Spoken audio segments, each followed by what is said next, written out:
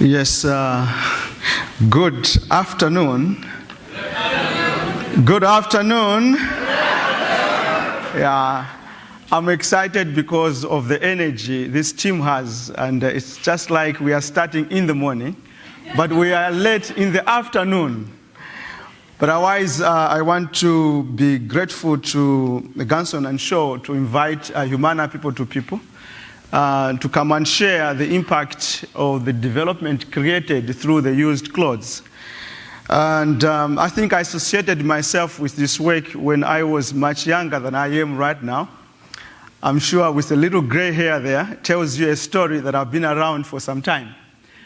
And so in my presentation, it's good to share with you things I have experienced personally, and things that I know the impact that has been created to the most vulnerable people in the world, and especially around the countries I have been to myself.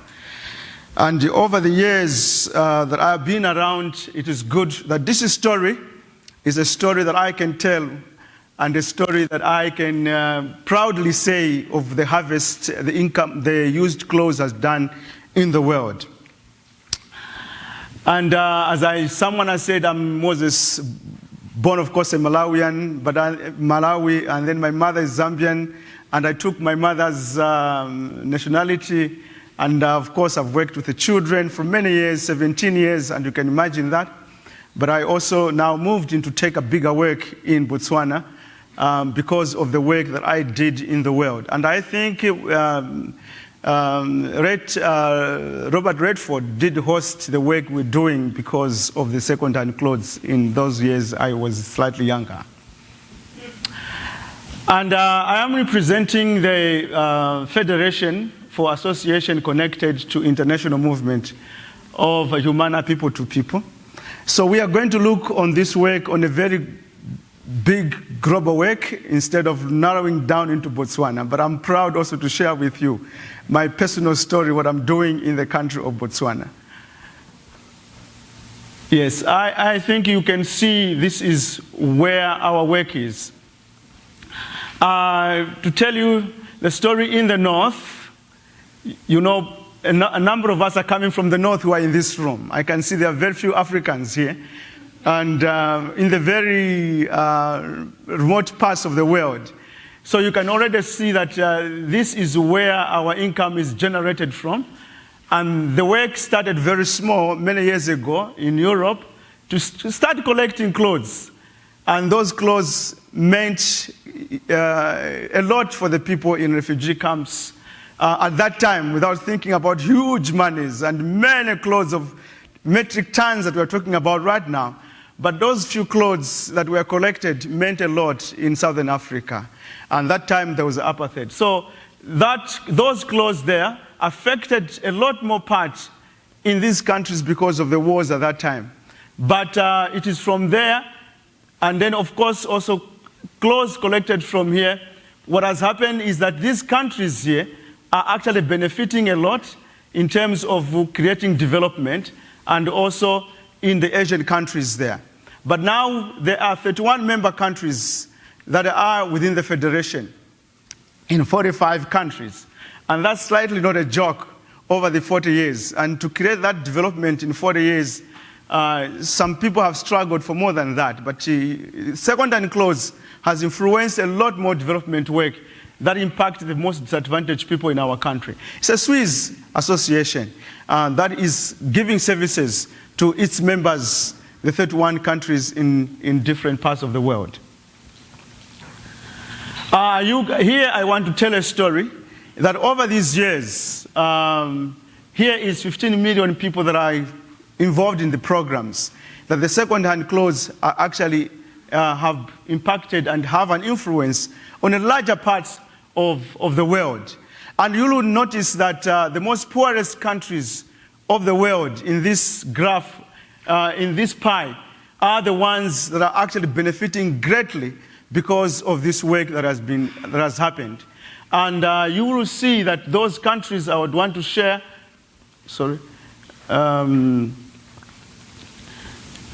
you will see that the countries, you will see Mozambique, one of those most impoverished countries because of war and people not being given. Very rich country, very much resources, but because of the issues affecting the people, they are greatly benefiting from what the second clothes has started. I would want to say to you that this work, because of second-hand clothes, work started small in these countries, building small programs that we are going to share. But work has grown over millions because people have seen the impact that a second clothes did. And then you win. I'll tell you my own story. I was in the village many years when I was still very young, when I was supposed to be out there. But because you do a good work in a rural part, some of the colleagues that are here have been working with Humana know. I was in the rural. There was no road, I can tell you. It was a misery to get there. But because you are a light in the midst of everything, you spark the growth of the work and the impact on the people that are most disadvantaged. So we can see that Malawi is one of those countries that you know has a bigger, also has benefited quite a lot. You see, India is growing up there. We started quite late in India, but I want to say the work is growing there, ensuring that we can tackle the people that are impoverished there. Congo also, we started quite late, but you can see already how many millions of people are actually benefiting. So this work, it is all because of what the second-hand clothes used to start a plug or a bottle opener in these countries to start this big work. Here I'll tell you about the programs that actually where people are engaged in benefiting from the second-hand clothes. And I'm sure you know that education plays a very important role globally, that without that education, perhaps even America would not be where it is right now, because it did inherit a lot of good education. People are now able to do. And so in Africa, the same way, we have education and capacity building, which is schools, and also skills development into the people that are doing development work. And we're fighting shoulder to shoulder with the people, meaning that this is about poverty reduction. So when I saw the program, I was excited because my topic says Humana inspiring work against poverty and hunger. So you see, because of that, the dignity of mankind, of those potentials, are reduced to nothing because of poverty and heavily disease burden and all what it means for children not to progress in life because of poverty and the poor. So Humana has taken this to fight with the people, shoulder to shoulder, meaning engaged. You as a project leader, you are at the center of the people to ensure you are together fighting and making the people themselves as a driving force to reach. And climate change, and I think some of the colleagues here 27 years ago, when I started as a young man, we were doing the polypods together in the environmental change. Already it was foreseen what Humana could contribute towards environment. So that time we were doing some work there. And promotion of healthy, that you know, our children, malnutrition, our malaria in some of these countries, and you know, huge burden of HIV/AIDS and living orphans, and such is a program. So about 1,180 projects have been involved and engaged in creating development in this part of the world. So here, that's where the story starts. The story starts here. I'm sure you're very familiar of that process. That circle, you know that work starts. Sorry, we started to go back. Work starts here. I'm sure we were familiarized. We are shown containers of collecting those clothes.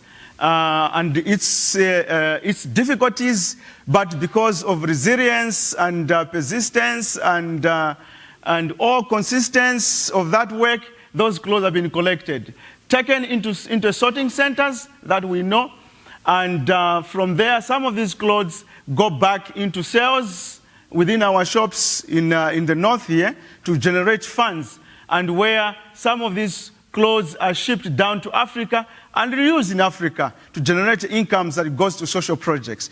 So some of these countries that started this work, people will be telling you, if you are in Zambia particularly, I was talking to someone what I do in Botswana, where there are no second clothes direct.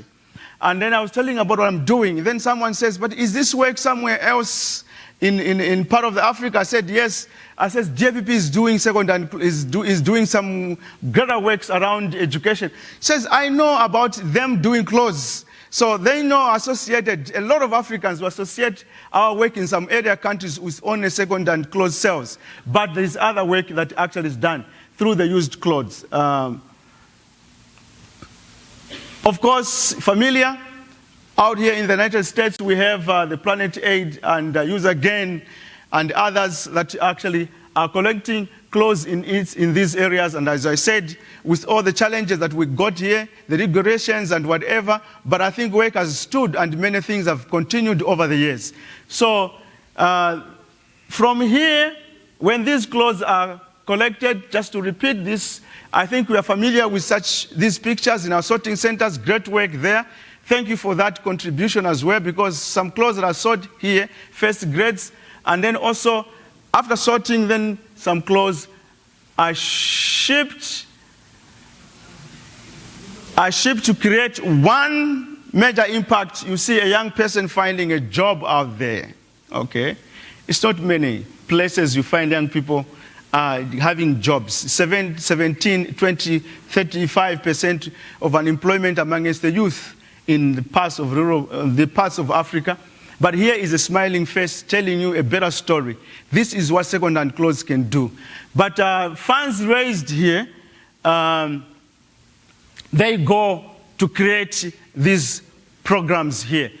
In the education and capacity building, as I said, this is about education to the most vulnerable and creating development in those areas where it is needed. This is where you see children get access to education, to school. They get access to education. They get also quality education. I see Planet Aid also providing even a meal to a child who doesn't have a meal. And that my work for many years I was working with orphans and vulnerable children, street children, to give them a place like this with a teacher in front of them. I tell you, to give them a meal, which they only have one meal a day. It's great. So we have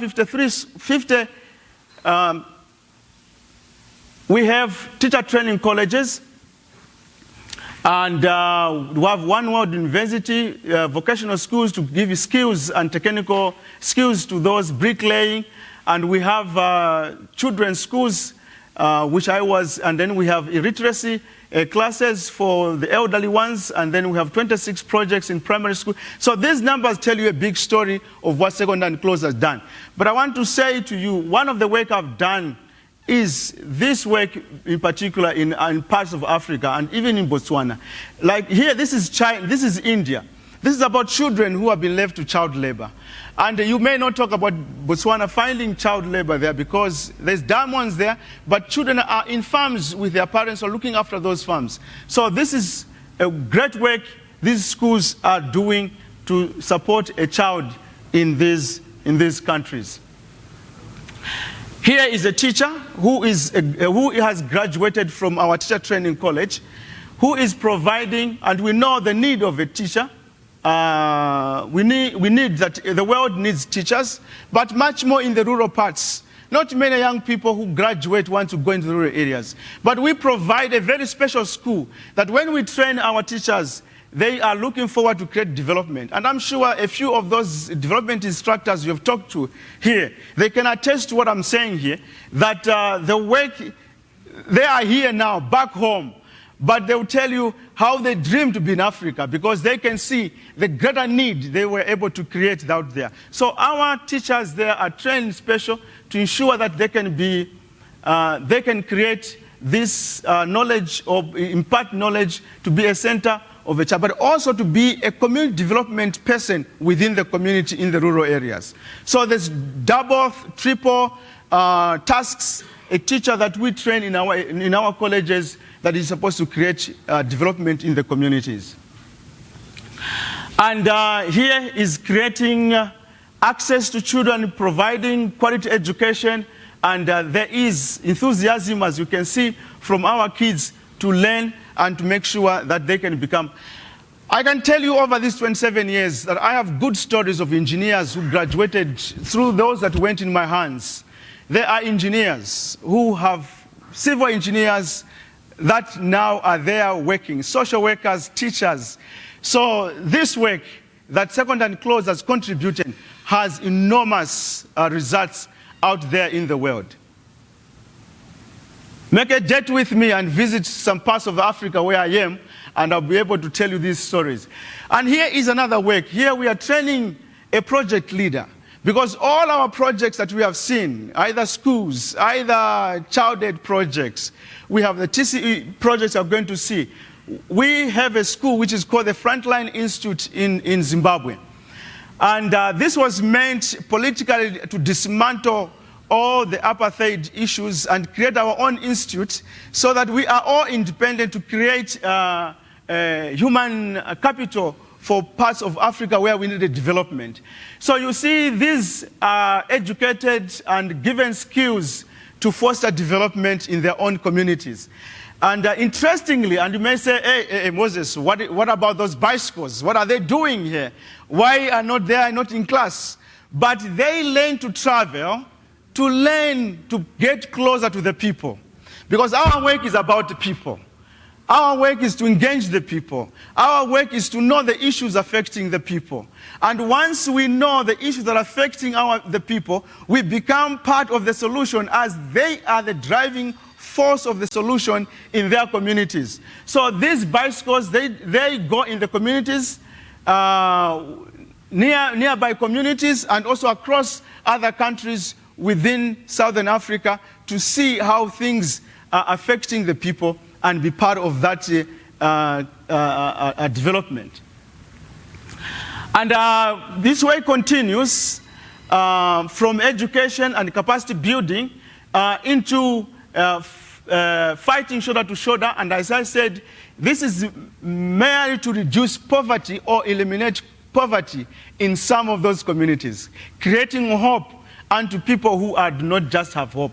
We have 28 projects. I think these numbers will speak themselves through the contribution of second-hand clothes that we receive. And you can see this is a harvest from some of those. These pictures speak about harvest of programs that we have created within the communities to reduce poverty. And here, I'm talking about child aid. I think that's what you saw, 128 projects. In the child aid, this is about how a child can be in a better environment to grow up and become a very useful person within the community, within the family, the community, and the nation. So here, these people here create an environment, and this is an action group where a family is identified. And within the family, you look at issues that are affecting a child not to progress, and not a child to go to school, a child under malnutrition, a child who is no protection, or there is violence around that child. So these groups will be able to organize themselves into action groups to identify what are the issues. So you can see here, they are saying, within us to send a child to school, we need, or to give nutrition to the children, we need to have these animals that we can actually, when they bleed, we can actually sell them. We can also be able to buy books for our children and so forth, so that a child within that community is having a future that we desire, or that child's rights is actually met. Within the child aid program, then they are able to do the actions that I said, and they're able to produce their own vegetables to increase or to make sure they can actually give nutrition to the children, and that the children should be able to, and give a meal to a child, but also to be able to sell some of these crops so that they have an income, so that they can buy all hygiene materials and for the children. And here is another action that within the child aid, they are here. A community is gathered together to create a pond for watering, for making sure that the water collected, they can water their vegetables. So then they are making sure to maximize that the rainwater does not just run away, but to harvest the water and use it for their crops, as you will see here. And here is, this is a farmer who desires to know, from traditionally a farmer who has been growing crops for generations. We know traditional way, you don't maximize the land that you have. You don't make sure, you don't actually know that agriculture can be business. But because of the programs that we have in the Farmers Club, her quest is met because we're able to capitalize within that land a small portion to grow different crops, is taught the effective method of farming, is taught how to use manure instead of using the fertilizers, and is used all the water that I showed you much earlier. They are able to use that water to make sure that it can water these crops so that they have nutrition. They are able to make sure that this farmer, at the end of the day, there is better nutrition for the children and herself. That smell tells the story. Here is another successful farmer within the Farmers Club production. So they, from whatever has been donated, so you can see we are giving a life that she is there, but she has a bigger family around her to ensure that this can generate income and produce nutrition for the family. We meet Edith, and the story around Edith, who is in the Farmers Club, and in the Farmers Club they are organized in 10. And then and the project around the Farmers Club, there are 50 members around there, 50 groups. There's 50 people within the Farmers Club organized. And she is a step-up farmer, meaning that she is a successful farmer and who is able to be a model amongst other farmers and teach them. But beyond farming, she knows that of this, she can save money. You know, one of the things about our female folks is that there is GBV, there is social issues around them, but the moment they learn to save their money, they can say no to issues that affect them, that perhaps are male-dominated unto them. Dignity is installed upon them, and Judith and Edith here tells her story, how they started as Farmers Club, a saving club, a savings group. And the projects here have organized the members in the community to ensure they can tell them about the benefit of having a savings group. It's not about just producing and selling their crops without saving. So business issues here and skills are taught to these people. So this is an introductory meeting where groups of around 20 and 30 are organized to make saving groups. And so when they are organized, they constitute a group, and every week these members meet to talk about their social issues that affect them, but also to make sure there are savings. From the small merchandise that they are doing, either they are selling sweets, they are selling vegetables, and they are selling chickens or eggs. They are able to come and say, let's save our monies. And when they save the monies, they are also able to ensure that they can open a bank account where they are putting there. And the benefits of this, they'll be able to say, if they have a funeral in the village, they want to support one another, and they have a child who wants a uniform, but the mother cannot afford as a single mother, or they have girls whom they know without a sanitary wear, a child can drop out of school because he meets a very cruel guy who may actually offer sex for that book. So the mothers here will be able to say, let us share how much money. I don't have money so that I can buy the following things for children. So they give each other loans and payable almost at a very zero rate of interest.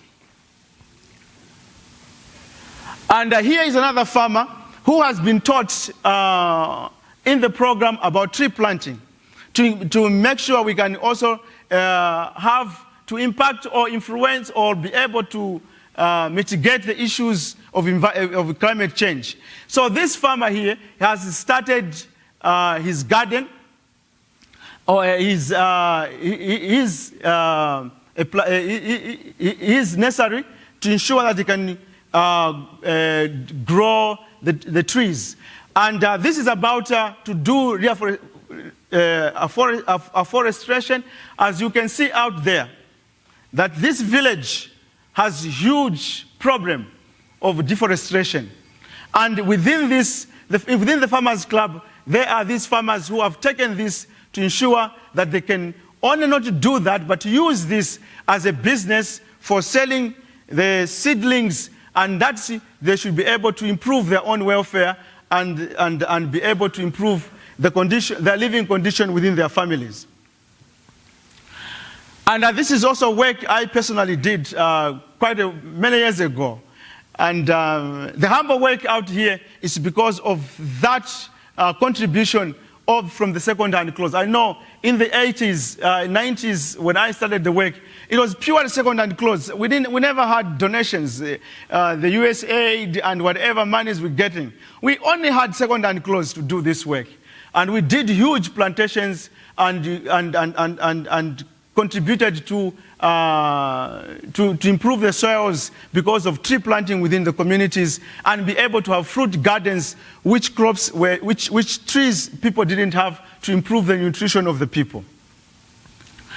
And here is a smiling farmer who saw, and I think you can see from where he started to where he is right now. He has a big nursery, and this nursery, why he's smiling, typically it's because he's able, within that community of the farmers, they're able to take some trees and share trees within the 10 group, and be able at the same time sell some of the trees, and for some few dollars, which means a lot. You know, you may not imagine that $1 may mean a lot in these communities. I'm sure $1 may not be anything to us, but you can take a meal from that with a child, and be able to send the children, buy books to secure that the child goes to school, and be able to create a better world that we desire to have. And this is tendering and budding of trees within those farmers that are in the tree planting. And here, typical of how other farmers have learned from one farmer, and replicating the production within the communities. So thousands of trees within these communities. I can share with you that this is in Malawi. About 34,000 trees within 2013 to 2015 were actually planted within those communities, which is a huge improvement and impact within the communities where this is. Look, the development from the Farmers Club, because of the work that we have done to contribute through the used clothes. And you can see the soybeans here. This farmer can grow 2 crops in a season. There's maize, corn. She was typically able to grow within the same quarter of an acre, grow perhaps 50 kg of bag of maize, and now able to produce 575 bags in a year. So you can see a huge improvement because of all the methods that I've learned through the work we have contributed to in this part of the world. Members of the Farmers Club going into a demonstration farming, able to learn how to grow vegetables, how to raise and maximize the water by mulching, and get a better crops for them. So they are learning from a stepping up farmer who is a model within that community. And on top of this, here is a project in the farmers. They're able to say you can actually have water within your gardens by simple machine, simple treadle pump, putting a well of 6 meters where you put a pipe and be able to do the treading, and then you're able to water from there.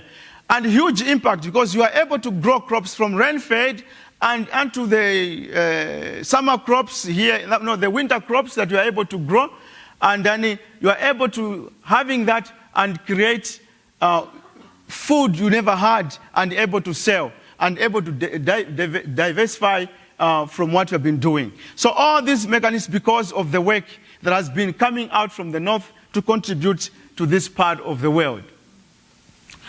And this is one thing that I know for sure, health has been an issue in the poor countries. That we know, all of us. And sometimes we are all scared to go to Africa.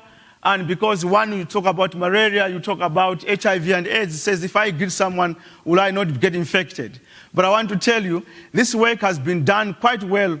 Humana went ahead to push back HIV AIDS in the much earlier years by developing a program called for HIV and AIDS, which is the TCE project. And we have a HOPE project as well for prevention and also community health agents into malaria. And I want to share with you that within that part of the world, from the 15 million people, 6 million people have benefited heavily on health issues around the projects that has been created through the second-hand clothes in that part. This is a team of all those soldiers on the ground who have been part and parcel of systematically going house to house, give education to the people in the community about the diseases, and especially HIV and AIDS. And apart from that, the systematic way of doing that, these workers developed around this. And I would say Botswana is one of the countries that has hugely benefited. And our experience from there, this program has gone out to reaching to millions of people within the sub-region and part of the world, and also in Asia.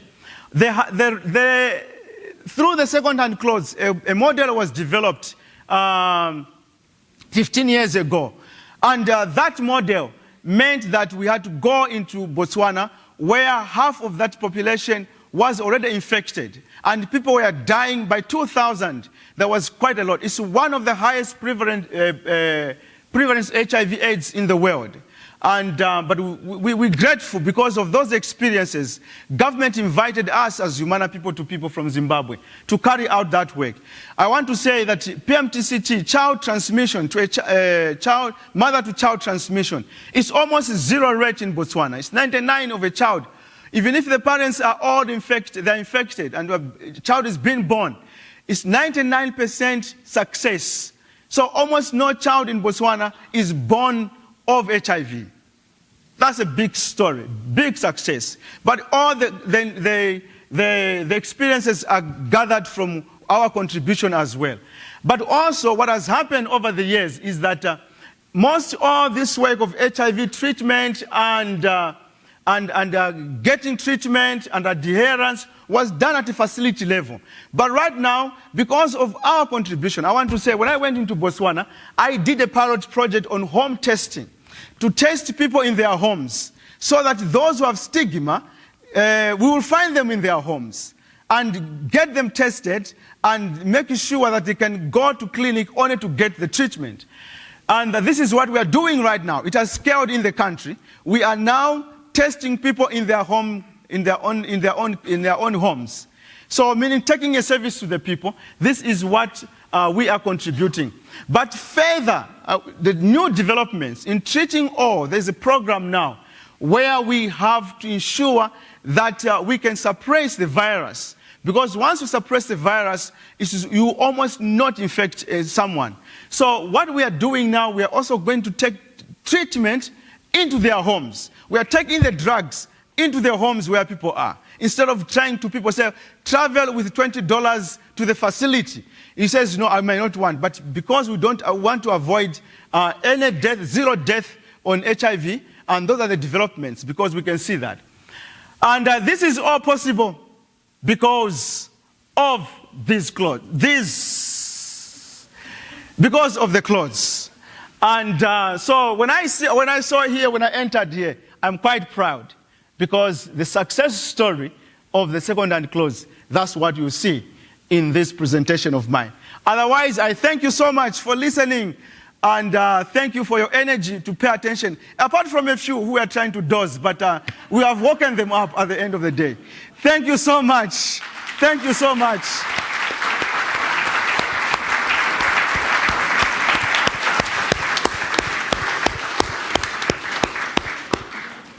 I hope I didn't run you too much very fast. So, thank you. And then, there might be some questions. Yes. Or some comments.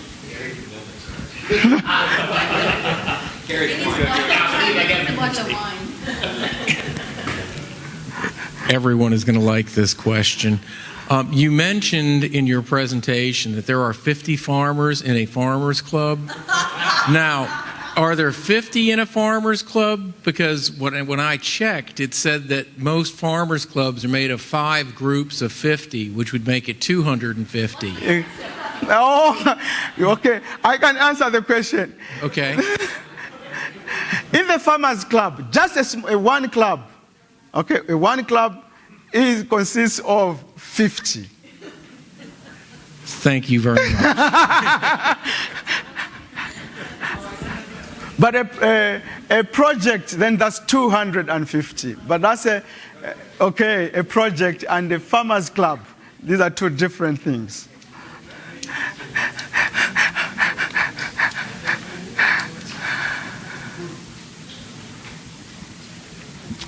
There's a hand right back, right up behind us.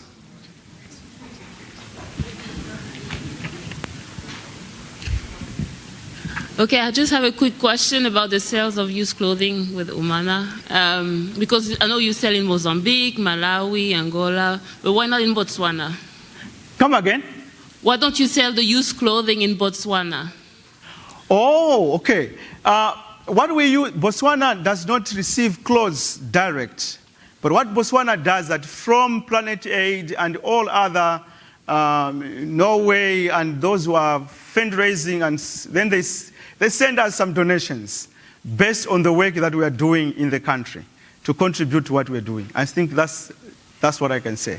So Botswana is one of those countries where you have a challenge of people thinking that second-hand clothes have an issue into the country.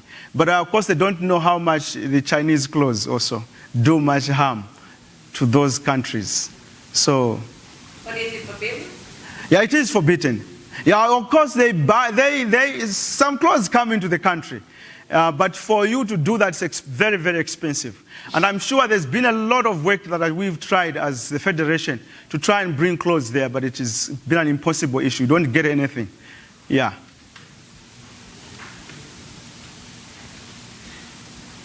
Can it come by way of a charity? I know Humana, can it come by way of by a church or some type of means that they can get hello. Is there a way through some type of donation or some type of organization that you're talking about Botswana to bring in the clothing? Whether it's charity that you are trying to bring, the tax will hit you hard, and it is very impossible to do that. So it makes it very, very difficult because of the tax. You are not given tax rebate for those clothes, whether you are charity or, yeah, we've been trying for many years to try and get a tax exemption, but yeah, almost. And I think we should thank Garson and Shaw for this lovely day, and they did a tremendous job.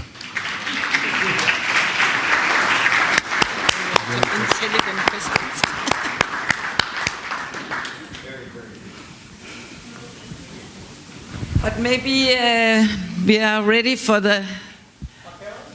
No cocktails yet. No, I think we shall say thank you very much to Moses. It was incredible to hear about all the work that Humana is doing in Africa and other parts of the world. So before we do anything else, thank you again to Moses. Thank you.